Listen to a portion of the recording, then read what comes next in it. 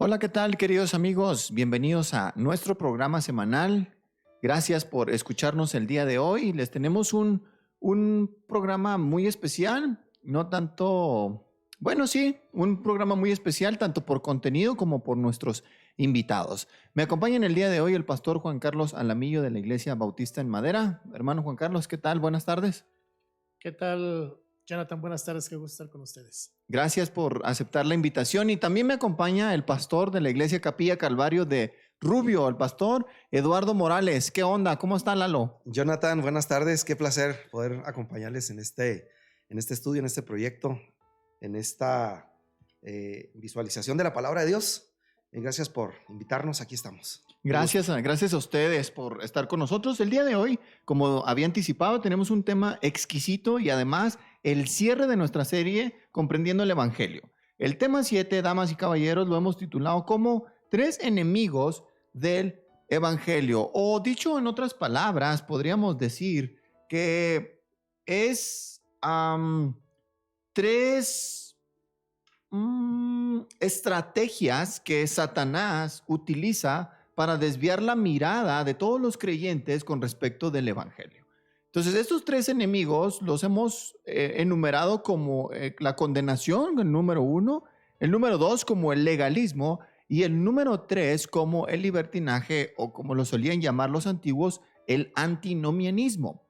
Nosotros el día de hoy nos vamos a ocupar solamente de la primera parte para darle tiempo y extendernos todo lo que la Biblia habla al respecto sobre la condenación. Así que sin más preámbulo, le voy a pedir al pastor Lalo que nos dirija en una pequeña oración. Adelante, Lalo. Oramos, Padre. Venimos ante tu presencia, Señor, porque sabemos que de ti es de donde desciende toda sabiduría. Venimos ante ti, Señor, y te rogamos en el nombre de Jesús que a través de tu Espíritu, tú, Señor, llenes nuestros corazones, llenes nuestras vidas, y que, Padre, cualquier cosa que salga de nuestra boca, Señor, sea aquella dirigida por tu Espíritu y tu palabra. Que no permita, Señor, que nada ajeno a lo que son tus planes y propósitos, Señor, pueda surgir de nosotros. Úsanos, Señor, como instrumentos, únicamente como instrumentos, Señor, porque de nosotros nada sale. Si pudiera algo salir, Señor, serían cosas malas de nuestra humanidad. Por eso te rogamos, Señor, que nos llenes de tu Espíritu Santo, que seamos investidos de Él y que a través de ese canal, Señor, que es tu palabra y tu Espíritu, podamos ser de bendición para aquellos que nos escuchen. En tus manos estamos, en el nombre de Cristo Jesús. Amén. Amén, amén. Saludos cordiales a todos nuestros amigos de Capilla Calvario El Porvenir, de Capilla Calvario Rubio, los de Bachíniva, a la iglesia en Madera, allá con el hermano Juan Carlos, Lázaro Cárdenas y todos los lugares de la región. También saludos allá a la banda de Delicias, Ortiz, Chihuahua y todas las partes donde llegue este audio. Amigos, ¿qué les parece si empezamos primero nuestro análisis en Romanos capítulo 8, versículos del 1 al 2? Dice, y leo lo siguiente: ahora pues, ninguna condenación hay para los que están en Cristo Jesús, los que no andan conforme a la carne, sino conforme al Espíritu. Porque la ley del Espíritu de vida en Cristo Jesús me ha librado de la ley del pecado y de la muerte. ¿A qué nos referimos o a qué se refiere el término condenación aquí? Bueno, en primer lugar podríamos decir que la condenación se refiere al juicio eterno de todos aquellos que no han creído en el Señor Jesucristo y que van a perecer para siempre en el infierno. ¿Cómo lo sabemos? Bueno, podemos ir a Juan capítulo 3, si son tan amables de acompañarnos ahí, y vamos a darle más énfasis a esto, porque es importante. Fíjense, en Juan 3, de hecho, del 16 al 18, dice lo siguiente. Dice, de tal manera amó Dios al mundo que ha dado a su Hijo unigénito para que todo aquel que en Él cree no se pierda, mas tenga vida eterna. Vemos las dos partes. Que no se pierda y vida eterna. Énfasis en que perder significa una condenación eterna. Versículo 17. Porque no envió Dios a su Hijo al mundo para condenar al mundo, sino para que el mundo sea salvo por él. Ojo, otra vez, condenar, salvación, perdición o vida eterna. Como que son términos que están entrelazados, si se fijan. Versículo 18. El que cree en él no es condenado, pero el que no cree ya ha sido condenado porque no ha creído en el nombre del unigénito Hijo de Dios. Versículo 36 del mismo Juan 3. El que cree en el Hijo tiene vida eterna, pero el que rehúsa creer o el que desobedece creer en el Hijo no verá la vida, sino que la ira del Dios va a estar sobre él. Ira, perdición, condenación son sinónimos. Y vida eterna, no condenación o libertad, y vida son también sinónimos. Entonces, ¿cómo concluimos lo que venimos comentando? Que la condenación es el juicio eterno para todos aquellos que no creen en Cristo Jesús. Amigos, ¿algo que comentar? Lalo. Originalmente se hablaba acerca de enemigos de la salvación. Y viendo este primer aspecto que es condenación, yo creo que lo único que podríamos ver es que aquella condenación que atenta contra la salvación que Dios nos ha dado es una condenación falsa, para empezar. Y ese sería uno de los enemigos que a veces vienen y atacan la confianza que el creyente que ha sido salvo tiene, el tratar de traer una condenación falsa, una condenación que no existe. Como decía Romanos 8, ahora pues ninguna condenación hay para los que están en Cristo Jesús. Bueno, no hay ninguna condenación real, pero sí hay una condenación falsa. Sí, y eso es precisamente lo que vamos a tratar el día de hoy, ese sentimiento de culpa. ¿Estamos de acuerdo? Ese sentimiento de culpa que yo no puedo aceptar lo que Dios ya me entregó en Cristo Jesús. Juan Carlos. A mí me llama la atención el término condenar. Sí, es un término jurídico y es lo opuesto a justificar. Romanos menciona también las dos palabras. Romanos 5 habla mucho de la justificación que tenemos en Cristo Jesús, y en este pasaje menciona o nos dice que no hay condenación para los que están en Cristo Jesús. Me llama la atención porque yo estoy de acuerdo con lo que dice hermano Lalo, ¿sí? Es como un término falso, como usted lo menciona, pero lo que a mí ¿cómo lo dijera? Más me atrae es que cuando el ser humano estaba condenado, como dice Juan en Juan 3:19, dice que el hombre fue condenado, o el ser humano fue condenado, ¿por qué? Porque amó más las tinieblas que la luz. Entonces para mí ahí entra el plan de Dios, el plan perfecto de Dios a través de su Hijo Jesucristo, ¿sí? Entonces es interesante para mí, por llamarlo de esta manera, el juego de dos palabras: condenación y lo opuesto, justificación. La justificación que tenemos en Jesús, por eso dice Pablo que ninguna condenación hay para los que están en Cristo Jesús. Entonces, ¿por qué no hay condenación? Porque nosotros ya hemos sido justificados, ¿sí? Ya no está sobre nosotros ese término legal de estás condenado.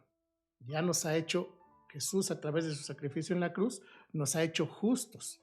Entonces, a veces creo o tengo la idea de que es el mismo hombre el que se está condenando por sí solo, ¿sí? Es el mismo ser humano el que busca no busca la justificación de parte de Dios, sino que hace a un lado a Dios de su vida, y él automáticamente se pone una condena, el rechazar a Cristo Jesús. Sí, de acuerdo. Nosotros podríamos decir que hay una condenación real, y la va a haber. Sí, para el que no está en Cristo. Para el que no está en Cristo. Para los que estamos en Cristo, el Señor nos promete vida en su nombre, y es una vida completa, es una vida sobrenatural. Ya lo hemos tratado en algunos programas pasados, que es desde el interior, es un cambio de corazón, es un nuevo nacer, es una transformación en nuestra mente. Nuestros gustos, nuestros deseos, nuestras decisiones, nuestros pensamientos son completamente transformados.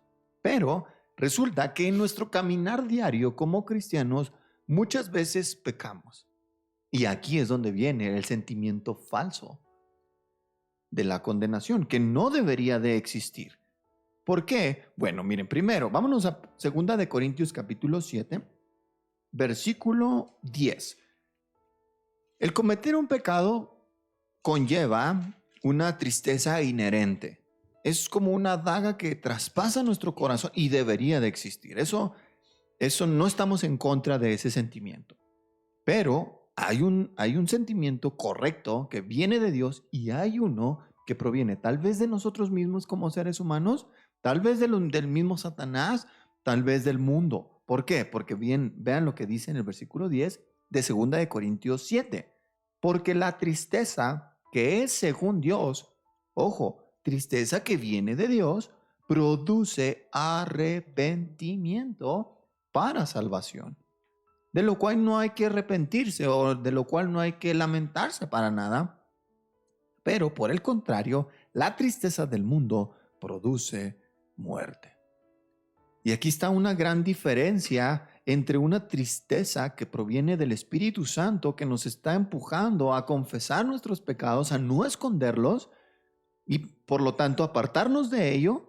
Y hay otro sentimiento totalmente incorrecto que no proviene de Dios, que proviene del mundo, del diablo y su sistema, que va a producir muerte, va a producir depresión, va a producir incredulidad y va a producir muchas cosas. Y de eso vamos a tratar el día de hoy, de esa condenación que quiere venir a robarnos, de esa culpa que quiere venir a apoderarse de nosotros y nos va a querer impedir abrazar todo lo que Dios ha ganado para nosotros. Es bien interesante este versículo que mencionas de 2 de Corintios 7:10, porque podríamos confundirnos con este versículo y pensar que este versículo está dirigido para el incrédulo. Pero este versículo está dirigido a los corintios, a la iglesia en Corinto, y esto Pablo se lo está diciendo a los creyentes, de una tristeza cuando, como decías ahorita, Jonathan, que pecamos. Y luego viene una tristeza, y esa tristeza en el creyente produce arrepentimiento. No debe producir condenación. El decir, estoy perdido, o como muchos manejan, perdí mi salvación. No, o sea, produce tristeza que luego trae arrepentimiento por medio de esa contristación.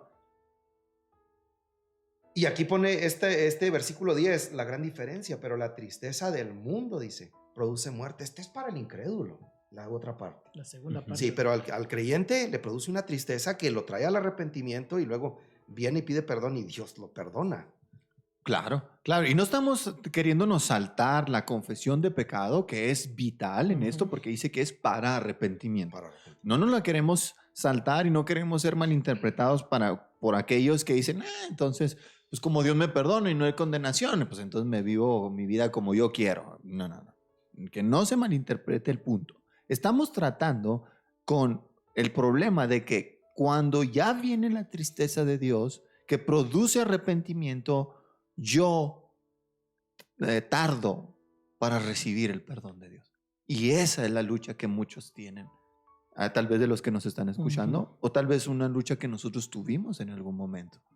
Tal vez por inmadurez, tal vez por falta de conocimiento de la palabra, falta de conocimiento del propio Dios, de cómo es Él, cómo piensa, falta de comprensión de lo que significó la cruz, entre otras muchas cosas, tal vez mucha ignorancia, y nos priva y tardamos más tiempo en superar esos errores, esos pecados que cometimos de lo que debió haber sido, porque pues digo, a veces tenemos más conflicto nosotros con perdonarnos o aceptar el perdón de Dios de lo que el propio Señor tiene.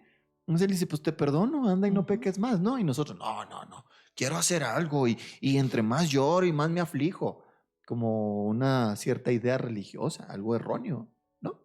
Lo que sí es cierto es que el pecado en el creyente sí debe producir tristeza. Sí, claro. Cuando el creyente peca debe producir tristeza que lo traiga arrepentimiento. Porque ahorita ponías también el ejemplo de que, pequé y como encuentro perdón voy a seguirlo haciendo. Cuidado porque esa persona puede no ser un creyente, cuando en vez de producirle tristeza para arrepentimiento, a lo mejor le produce hasta gozo y permisividad. Sí, y esa es también a lo que usted comenta, hermano Lalo, lo que dice Pablo, vamos a pecar para que la gracia sobreabunde, dice Pablo, en ninguna manera. Entonces, yo creo que lo importante del versículo 10 para mí está en la palabra arrepentimiento. Sí. Está en lo que te lleva el Espíritu Santo cuando pecas, ¿sí? Lo que llevó a David, que tal vez vamos a ver más adelante después de que peca con Betsabé, lo llevó a buscar a Dios y decirle, Señor, no me quites tu Santo Espíritu, estoy arrepentido de lo que hice, ¿sí? Ujú. Entonces, lo básico aquí es que, como tú dices, no nos vamos a saltar la confesión de pecados porque eso es, como decimos coloquialmente, eso es de ley, en que cuando le fallamos al Señor lo tenemos que hacer, Ujú. pero sí es la obra que hace, la diferencia es lo que hace el Espíritu Santo en nosotros. Nos debe llevar a sentirnos mal, a buscar a Dios, pedir perdón y arrepentirnos. A no, y recordemos que arrepentimiento es, ok, me arrepiento y es no volver a hacer lo que ya hice. Ujú. Entonces, es importante lo que dice Pablo, ¿sí? Es el arrepentimiento y la otra parte, pues, totalmente de acuerdo con lo que dice hermano Lalo. La parte segunda de este versículo es totalmente para aquella persona que no ha creído en Cristo. Claro, pero el sentimiento está ahí. Y miren, ahorita conectando con lo que dice el hermano Juan Carlos, fíjense, en 1 Juan capítulo 2, versículos del 1 al 3, dice, ¿cuál es el fin? Bueno, esto lo pregunto antes de leer el texto. ¿Cuál es el fin de la salvación que el Señor Jesucristo vino a comprar para los suyos, para los creyentes? El fin es que vivamos vidas agradables delante de Él, que nos alejemos del pecado. Vean, hijitos míos, estas cosas les escribo para que no pequen. No se nos escribió todo el Nuevo Testamento para fomentar el pecado, pues Ujú. y de ahí venimos. No, estas cosas nos fueron escritas para no pecar.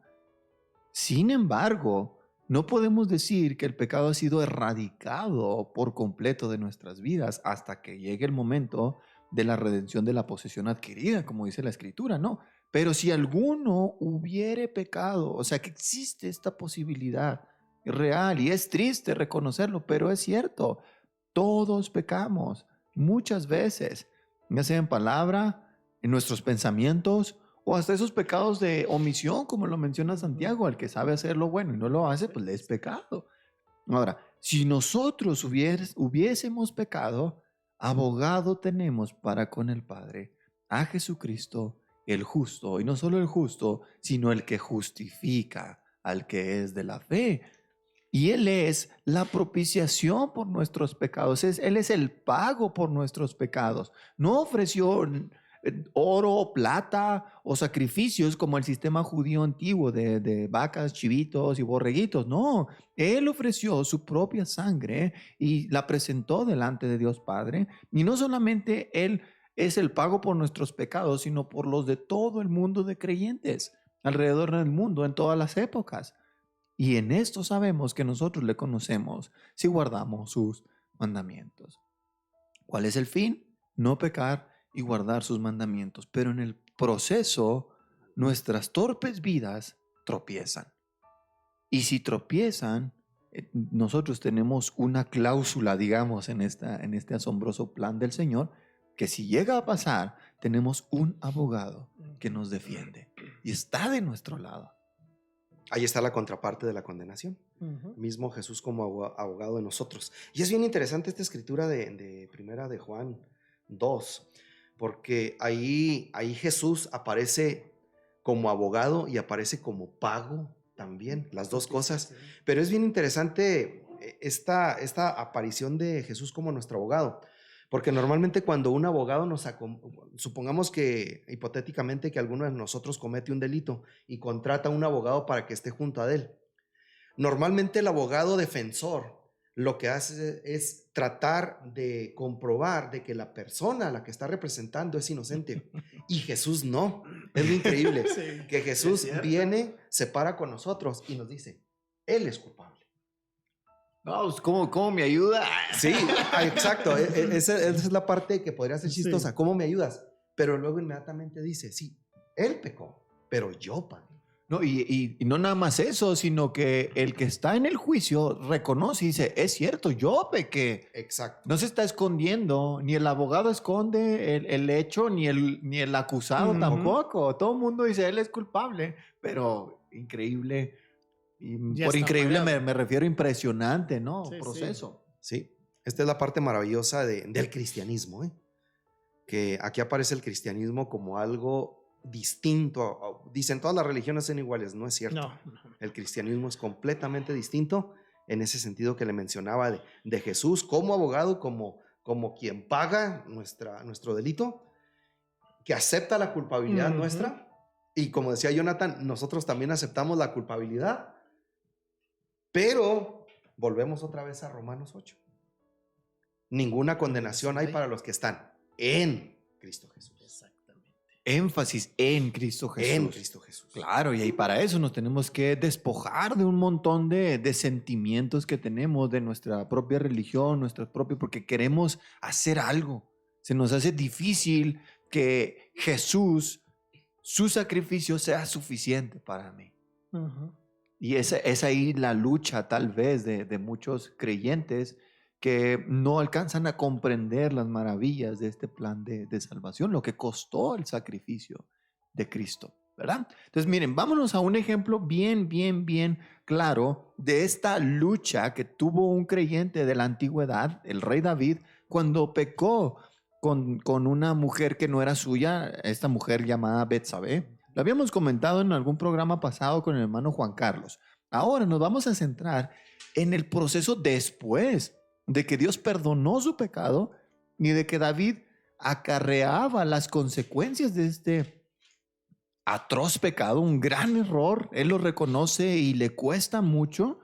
Y una de las consecuencias, las consecuencias de su pecado era que la espada no se iba a apartar de su casa, o sea que iba a haber homicidios ahí entre los mismos familias de él, y también que lo que él hizo en privado con una mujer ajena, alguien más lo iba a hacer con las mujeres de David, las concubinas, que había hecho Dios una excepción muy grande, porque estamos de acuerdo que en todo el Antiguo Testamento Dios siempre estuvo en desacuerdo con la poligamia.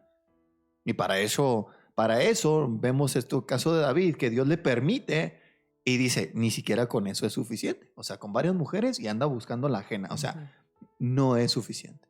Cuando el problema está en el corazón, aunque tengamos 1000 mujeres como Salomón, ¿verdad? O sea, no va a ser erradicado. Y Dios trataba de demostrar eso. Pues es que le permitió al rey David.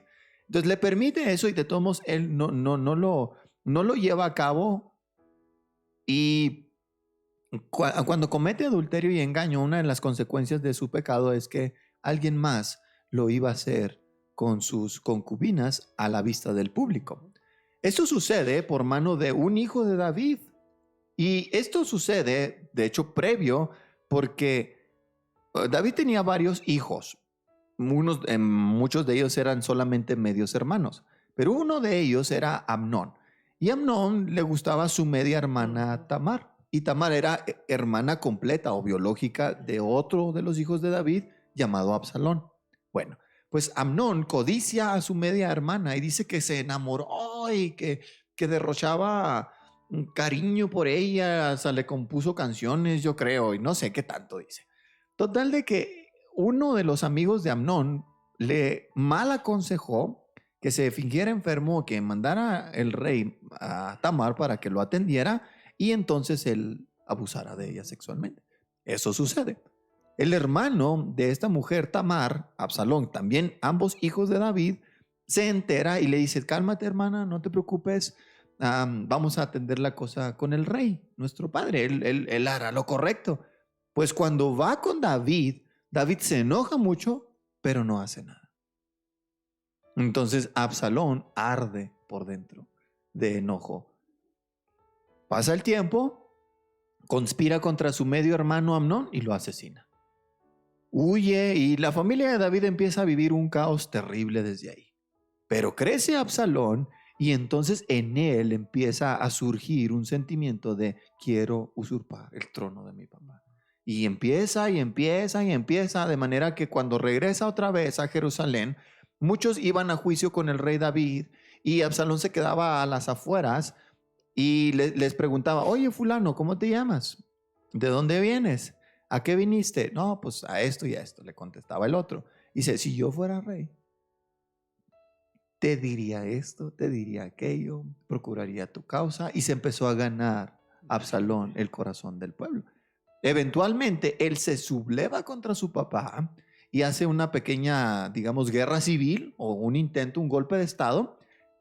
y viene hacia Jerusalén, y entonces David deja el palacio y dice, Absalón viene y viene bien enojado, viene bien enchilado, y va a venir y va a matar a muchos, y no queremos eso, mejor vamos a salirnos de aquí. Y cuando el rey David sale, ya viviendo en carne propia las consecuencias de su pecado, que Dios le perdonó y que él entendió y que él escribiría más tarde, dice, bienaventurado aquel hombre a quien tú, Dios mío, no inculpas de pecado. Ese hombre soy yo, tú me has perdonado. Y él empieza a escribir de una manera tan hermosa, pero iba a llegar el momento de las consecuencias de su pecado. Y cuando va saliendo de Jerusalén por causa de Absalón, quien está haciendo un golpe de estado, escribe el Salmo 3. Y le voy a pedir al hermano Juan Carlos a ver si nos lo puede leer, por favor. Salmo 3, y vamos a leerlo completo, vamos a dedicarle tiempo. Dice así: oh Jehová, cuánto se han multiplicado mis adversarios. Muchos son los que se levantan contra mí. Muchos son los que dicen de mí, no hay para él salvación en Dios. Mas tú, Jehová, eres escudo alrededor de mí, mi gloria, el que levanta mi cabeza. Con mi voz clamé a Jehová, y él me respondió desde su monte santo. Yo me acosté y dormí, y desperté porque Jehová me sustentaba. No temeré a 10 millares de gente que pusieran sitio contra mí. Levántate, Jehová, sálvame, Dios mío, porque tú heriste a todos mis enemigos en la mejilla. Los dientes de los perversos quebrantaste. La salvación es de Jehová, sobre tu pueblo sea tu bendición. Vemos aquí, de hecho, el título del Salmo es Salmo de David cuando huía de delante de Absalón, su hijo. ¿Qué es lo que dice? ¿Qué es lo que escribe el rey David en el versículo 2? Muchos son los que dicen de mí, ya no hay para él salvación en Dios. Está acabado. Ya no hay. Lo que hizo no tiene perdón. Pero David sabía que sí. Y en el versículo 3 dice, pero tú, Dios mío, tú, oh Jehová, eres mi escudo. ¿Cuál era la confianza de David? El perdón de su Dios. El perdón de su Dios, que Dios no lo inculpó de pecado. Dice, no nada más eres mi escudo y mi defensor, Dios, sino eres mi gloria, lo que me hace sentir orgulloso y además quien levanta mi cabeza cuando se me cae de vergüenza, cuando se me cae y ya no la puedo levantar más, tú, Dios, eres quien la levanta. Si alguien tenía una lucha intensa sobre si Dios lo había perdonado o no, era David, su propio hijo. Y en un sentido pudiéramos hasta entender un poco a David, decir, es que él no hizo nada para corregir la situación de su familia porque él comprendía que gran parte de eso era su culpa, o sentía que era su culpa. Eran consecuencias de su propio pecado, pero al menos el rey David sabía una cosa: Dios es su escudo, su gloria y el que levanta su cabeza. En otras palabras, si Dios nos perdonó, nadie más nos puede condenar. Hay una salvación increíble en Dios. No sé, tú, veo que estás manejando una versión distinta a la mía. Yo estoy manejando la Reina Valera del 60. Sí, también, ¿no? Sí, bueno, a veces me parece como que es una versión más moderna. Pero en sí el versículo 3 es uno de mis versículos favoritos, por la forma, al menos como lo dice mi versión bíblica. Dice, mas tú, Jehová, eres escudo alrededor de mí. Y me gusta mucho esa parte de este versículo, alrededor de mí. Porque si nos vamos a la analogía de guerra, los escudos servían para cubrirse el frente. Uh-huh. El guerrero llevaba el escudo frente. Si venía una flecha, si venía una lanza o una espada, él se cubría el frente, pero no la espalda. No la izquierda, no la derecha. O podía cubrir nada más uno de los 4 lados. Pero me gusta mucho este versículo porque dice, eres escudo alrededor de mí. Uh-huh. Este versículo es increíble porque el escudo que Dios pone sobre nosotros, justamente cuando viene en contra de nosotros, esos ataques de hacernos dudar de que hemos sido perdonados, y cuando viene esa condenación falsa en nuestra contra, Dios mismo, ese escudo. Pero me gusta mucho eso, alrededor de mí. Sí, o sea que no hay puntos... Imagínate un escudo alrededor. Ujú. Pues nada más De los, hecho, no los existe. nomás los superhéroes, ¿no? Que tienen un campo de fuerza alrededor. De hecho, no existe un escudo Ni el del circular. Capitán América. No. Y Dios sí lo es, como dice ese versículo. Sí. Y ahorita que menciona usted alrededor, Alrededor de mí. me llama la atención lo que dice David en el Salmo 34:7. Dice que el ángel de Jehová Acampa. alrededor. No va a acampar al enfrente, ¿sí? Y lo relaciono porque me gusta lo que dice el hermano. Sí. Dios no se encarga solo de cubrir un área de nuestra vida. No, todas. Todas, alrededor. Sí, y cuando llegue esta comprensión podemos descansar en nuestro Dios. Exacto. En nuestro Dios. Volviendo al tema principal, es eso.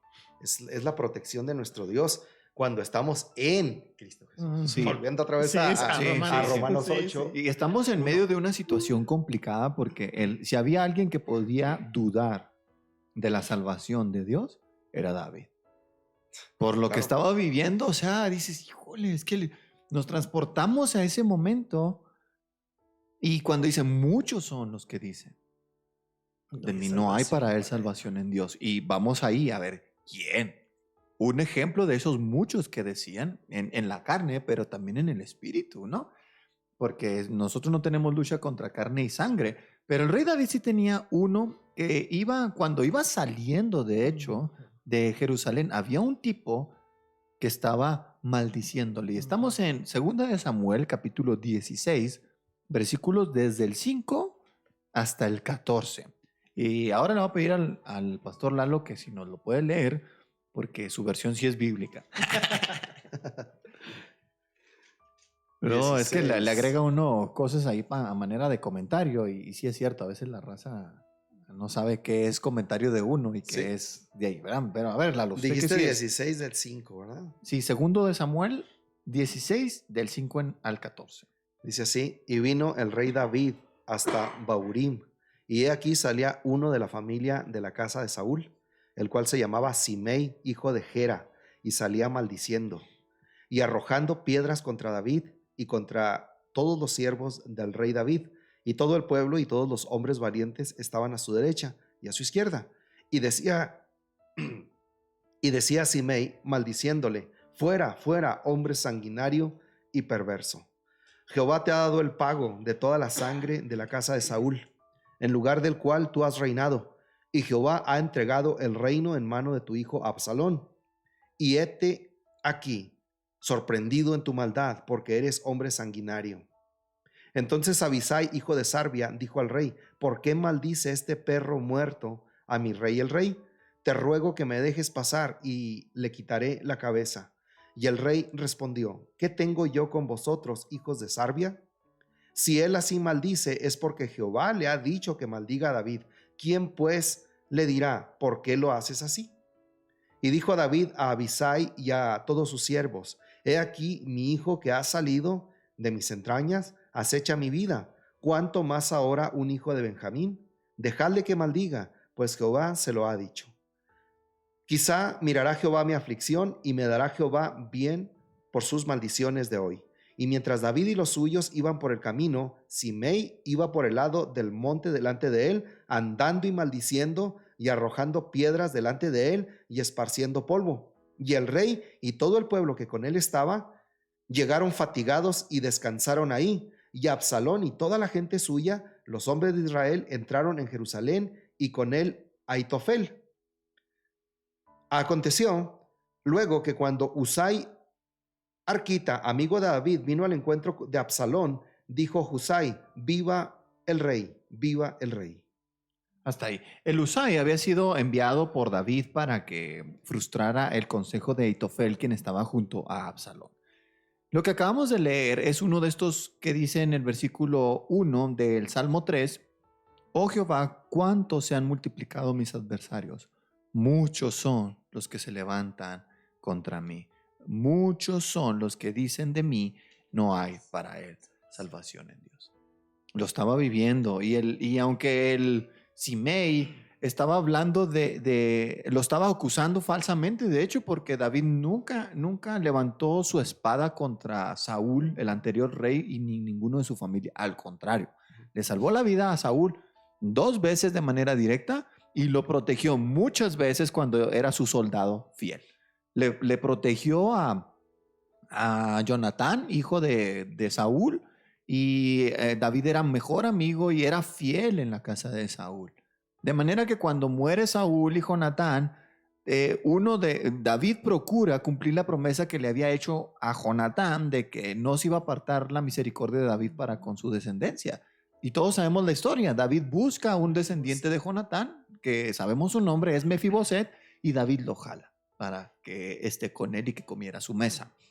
Lo que decía Simei era falso en cuanto a hombre sanguinario y perverso porque atacaste la casa de Saúl.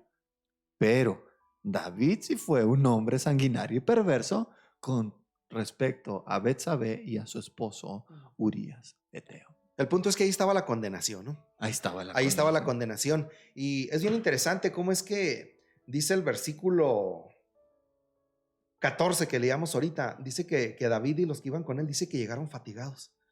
Yo creo que en parte del aspecto de ser fatigado tiene que ver con que caminaba, ¿no? Largas distancias. Pero creo que en gran parte mucha de esa fatiga se debía a toda la parafernalia de cosas que iba haciendo este Simei, gritando, aventándoles piedras, aventando polvo. Eso cansa también.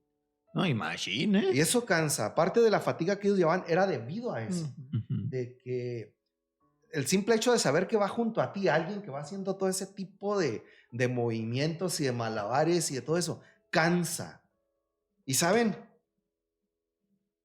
las acusaciones del enemigo en nuestra contra cansan también. Sí. Cuando no estamos fincados verdaderamente en nuestra fe en Cristo, nos puede cansar. Sí.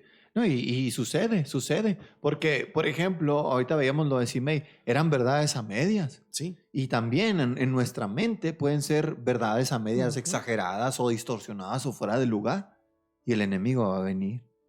Sí. Nos va a poner tela de juicio y nos va a hacer pensar de una manera incorrecta de Dios y nos va a hacer pecar ahora de otra manera. Aparte del pecado que habíamos cometido, podemos llegar a cometer pecado de incredulidad al dudar de lo que Dios ha hecho por nosotros. Aquí no dice que era el diablo, pero está abusándolo. Claro. Entonces, a veces lo hace para traer condenación a nosotros, no directamente, pero a través de circunstancias, a través de personas. Sí, a través de o situaciones, sí. Sí, no. Bueno, no sé si les ha pasado, pero a menudo suceden con vecinos, familiares y cristianos. ¿Tú crees? Hijo, esa frase cómo cala y cómo nos molesta. Porque... Sí nos molesta. Pero a veces tiene razón. Sí, no, de acuerdo, pero dices, cuando estamos ya luchando, dicen, híjole, ¿cómo? Qué molestia. Y a veces son cosas, como dije, exageradas, porque no es tan como lo están mencionando, ¿no? Y una de las cosas que he notado es que a veces nos creemos esas acusaciones. Hay cristianos, a mí en una ocasión me pasó, y yo me creí lo que me decían.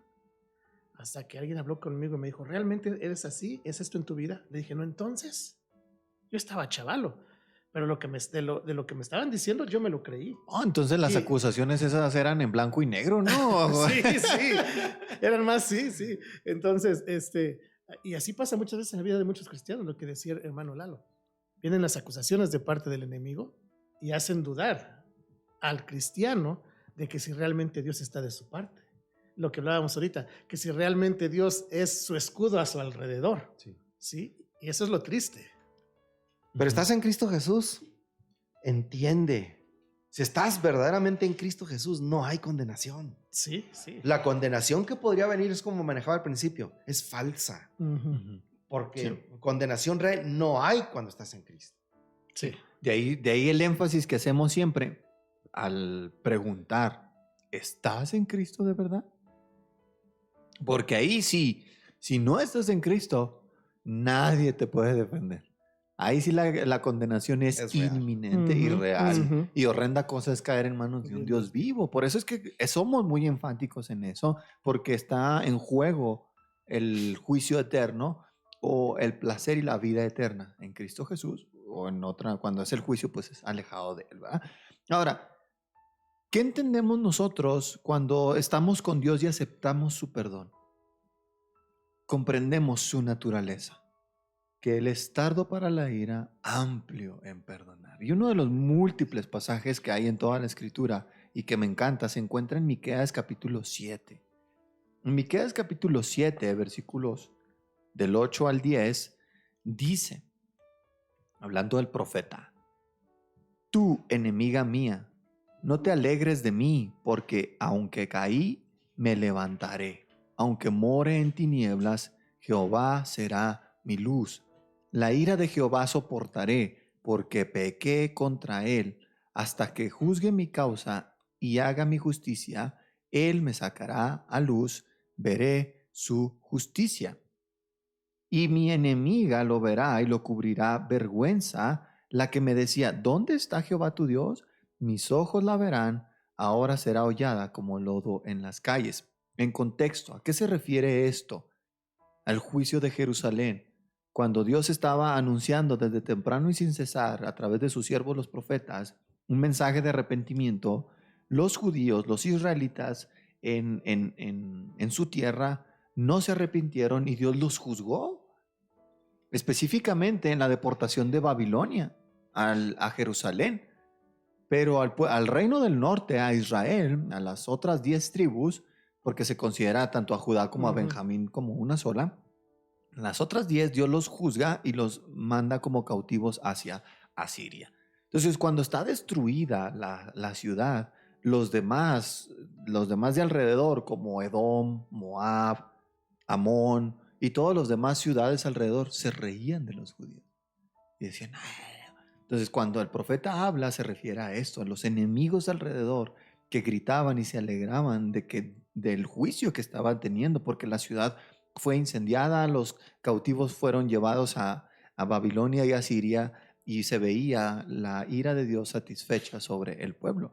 Pero no es una ira para siempre, sino que Dios había anunciado que iban a venir tiempos de paz, tiempos que vienen en los tiempos de Esdras, de Nehemías, del profeta Ageo, Zacarías y todos ellos, cuando vienen de regreso y ocupan su tierra de nuevo. Entonces esto es un ejemplo de cuando hay pecado, Dios disciplina a su pueblo. Dios disciplina a su pueblo, pero los enemigos vienen y apuntan con el dedo. Algunos de ellos son personas reales de carne y hueso, pero debemos entender que detrás de ellos está Satanás. Ahora vemos en los versículos del 18 al 20, vemos la conclusión a la que llegamos cuando entendemos y aceptamos su perdón. ¿Qué Dios como tú? ¿Qué Dios hay como el Dios nuestro? ¿Qué Dios hay como tú? Dice aquí el profeta, que perdona la maldad y olvida el pecado del remanente de su heredad. No retuvo para siempre su enojo porque se deleita en misericordia. Él volverá a tener misericordia de nosotros, sepultará nuestras iniquidades y echará en lo profundo del mar todos nuestros pecados. Cumplirás la verdad de Jacob y Abraham, la misericordia que juraste a nuestros padres desde tiempos antiguos. Nosotros conocemos y experimentamos la misericordia de Dios, que Él echa nuestros pecados. Aquí dice una metáfora en lo profundo del mar, pero nosotros sabemos dónde Dios cargó realmente nuestros pecados y los cargó sobre el cuerpo de Jesús. Es interesante lo que hace Dios. Me llamó mucho la atención esto. Y ahí está. ¿Qué hace Dios? Perdona la maldad. ¿Sí? Nos ha perdonado nuestros pecados.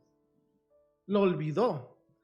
Y el olvidar de Dios es muy diferente al nuestro, porque muchas personas dicen, te perdono, pero no lo olvido. Y Dios cuando dice, te perdono, Dios ha olvidado completamente. ¿Sí? Y lo otro es que se deleita en misericordia. Esa frase de deleitarse en misericordia me lleva a lo que dice el Salmo 103 acerca de la misericordia de Dios. Así tan alto es el cielo de la tierra y tan lejos está el occidente del oriente. Así es la misericordia de Dios. Así alejó nuestros pecados. ¿Sí? Me gusta ese pasaje porque veo una cruz inmensa. ¿Sí? Veo una cruz tremenda. Eso me encanta. Que Dios en su misericordia, dice el Salmo, no nos paga conforme a nuestros hechos. Sí, y eso lo entendemos en este proceso de arrepentimiento y fe. Cuando confesamos nuestros pecados y los depositamos en Él, en un sentido, y creemos que Él es amplio en perdonar, disfrutamos de esto y podemos adorar y alabar a nuestro Dios, como dice el versículo 18 de Miqueas 7. ¿Qué Dios como tú? Es una frase de alabanza, de admiración. Es una pregunta retórica, por supuesto. No hay otro como Él. No hay otro como Él. Y eso lo entendemos y podemos explotar, por así decirlo, en alabanza, en gratitud para con Él. Para con Él. ¿Por qué? Porque comprendemos lo grande de su misericordia, aunque haya miles de voces alrededor de nosotros queriendo asfixiar esta palabra que Dios nos da. Te perdono. Te perdono. ¿De qué manera?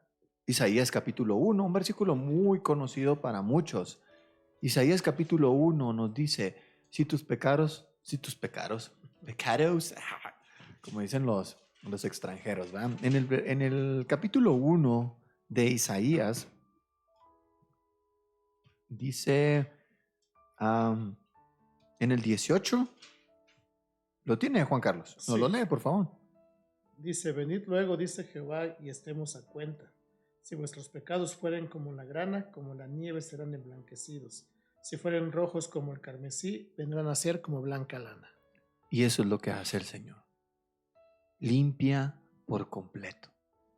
Limpia por completo. Así que, amados hermanos, si están batallando con eso, de verdad nuestro objetivo en esta tarde es exponerles lo que la Biblia habla al respecto. Hay perdón en Cristo Jesús y es irreversible. No, Él no es como nosotros, que perdonamos ahorita y luego después volvemos a reincidir. Ya van 6 veces que lo haces, ¿eh? No, Él no anda reclamando esas cosas. Pecado que Él perdona, ya se borró.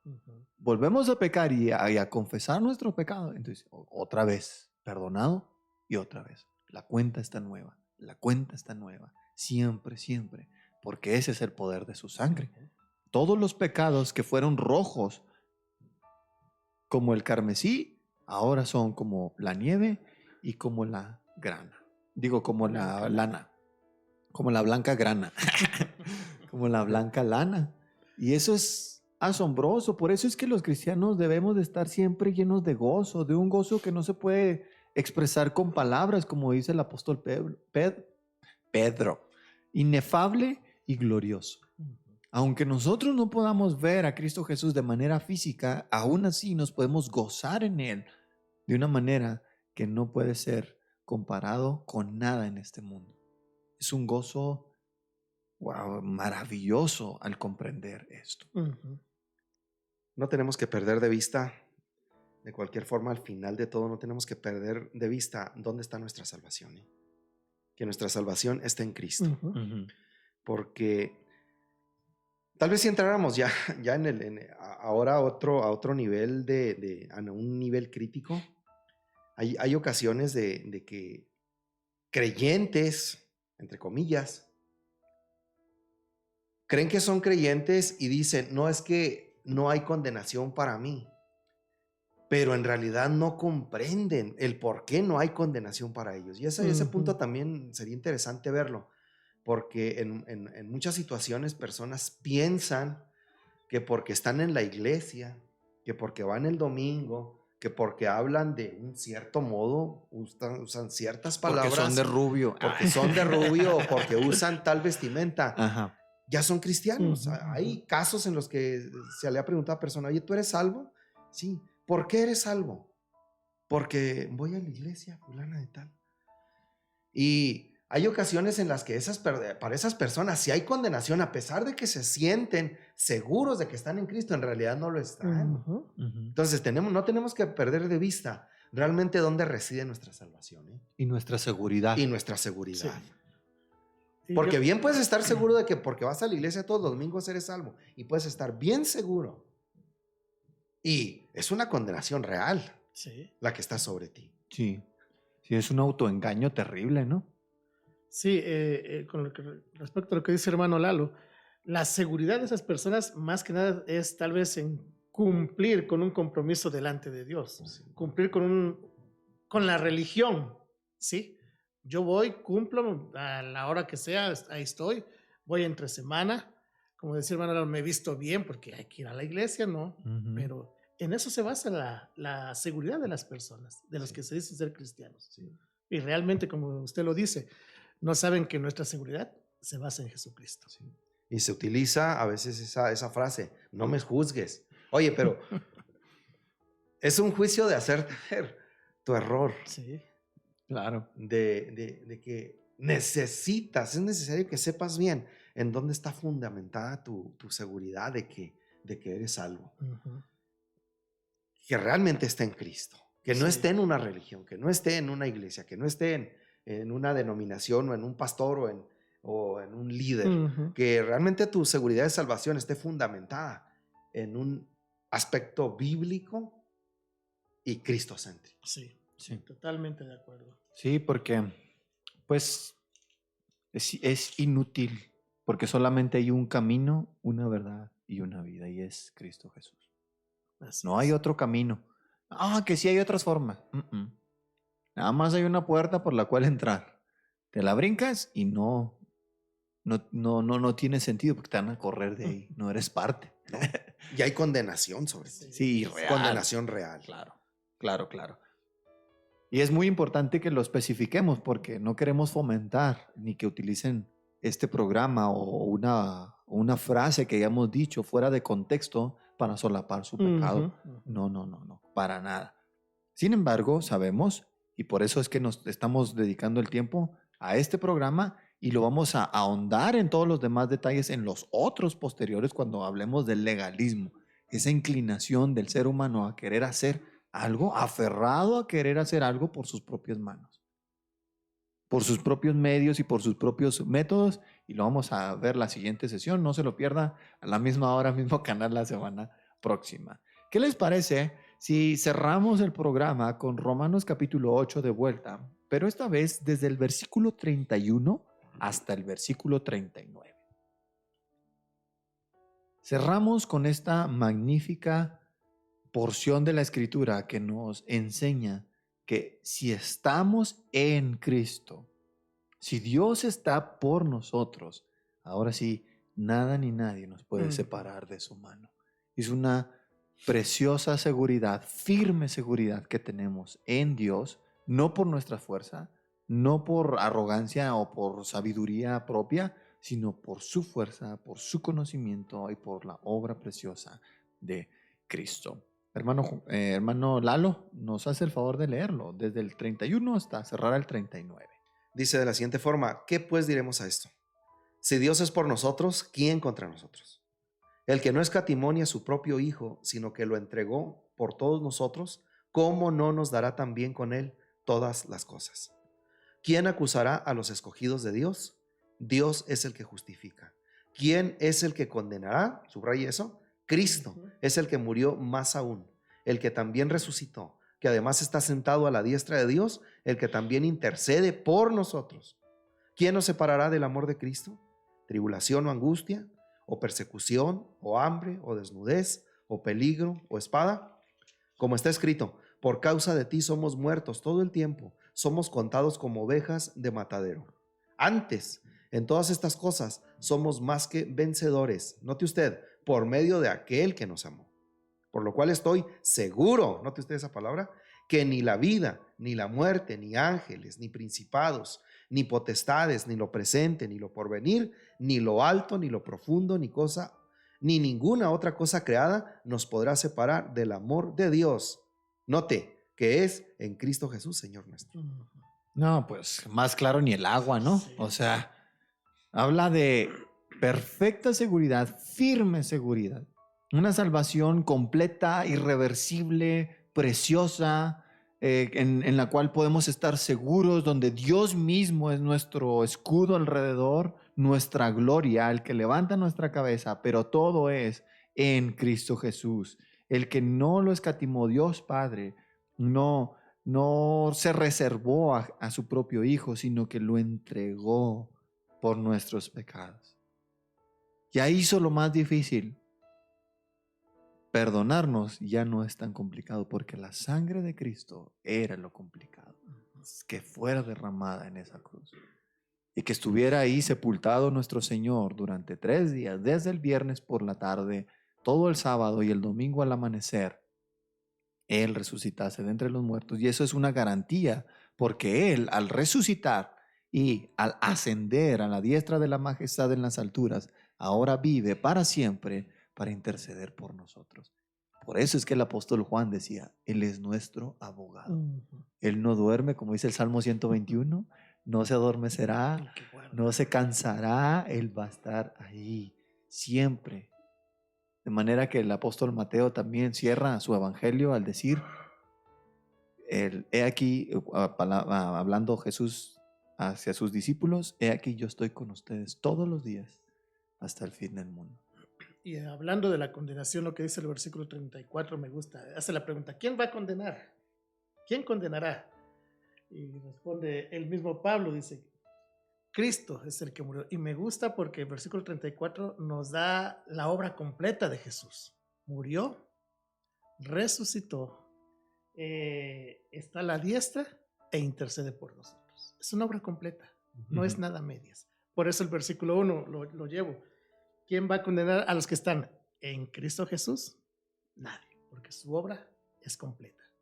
Entonces la seguridad en Cristo no es únicamente un proceso mental de asegurar algo mal fincado, sino que es una seguridad que verdaderamente está establecida bien. Así es. Sí, de ahí la importancia de meditar constantemente en la obra de Jesús. Porque ahorita mencionábamos en más de una ocasión que muchas veces por ignorancia, por falta de conocimiento o por no comprender la obra de Cristo en la cruz, muchas veces tenemos estas luchas en nuestro interior. Y no debería de existir, porque a medida que nosotros escarbamos en el Evangelio de Dios y comprendemos el dilema que hubo en Dios de cómo Él puede ser justo y a la vez ser misericordioso y perdonar pecados, como Él en Cristo Jesús cargó todo el pecado de nosotros y puede ser misericordioso y a la vez justo y el que justifica, nosotros podemos venir con confianza. Con confianza, claro, con reverencia. Hebreos nos dice, acérquense pues. Es más, vamos a leerlo si quieren para ya que sea de los últimos comentarios de la sesión, porque pienso que es importante. En Hebreos capítulo 4, versículo 16, dice, acerquémonos pues confiadamente al trono de la gracia para alcanzar misericordia y hallar gracia para el oportuno socorro. ¿Ven? Confiadamente al trono de su gracia, porque es de gracia, pero también debemos de acercarnos con respeto, porque ahí está el rey sentado. Es un trono. Claro. No deja de ser trono. Una confianza reverente. Exactamente. Exacto. No vamos a exigir, y Dios, ¿me perdonas? Porque sí. No, ni al presidente del pueblo. No. Menos ante de su el presidente del pueblo así, hay niveles, mijo. Sí, ¿verdad? Y es eso, es ese balance, es con confianza y con respeto.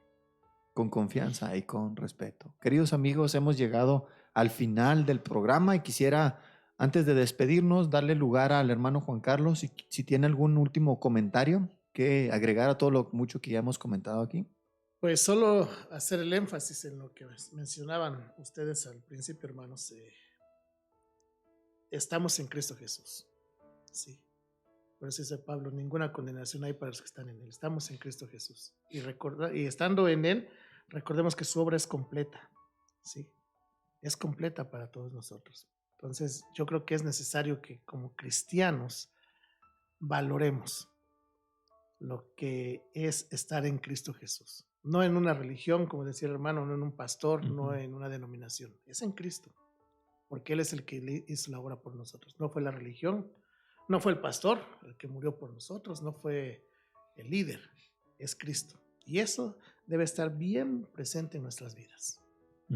Pastor Lalo, ¿algo que comentar? Un placer estar con ustedes, Jonathan. Compartir con ustedes micrófonos. Es un verdadero placer. Y a lo mejor el radioescucha puede pensar que estamos entrando hasta válgame la expresión, entrando hasta las entrañas de esto. ¿Sabe? La salvación es un misterio. Que esto que hemos hablado esta noche, estamos únicamente en pequeñas cosas que vemos en la superficie de la salvación tan maravillosa de Dios. Ujú, No podemos ir hasta las mismas entrañas de ella porque sería imposible. ujú. Lo que nos ha sido revelado a través de su palabra es lo que compartimos con ustedes. No estamos inventando Exacto. un tema nuevo, sino es algo que ahí está en su palabra.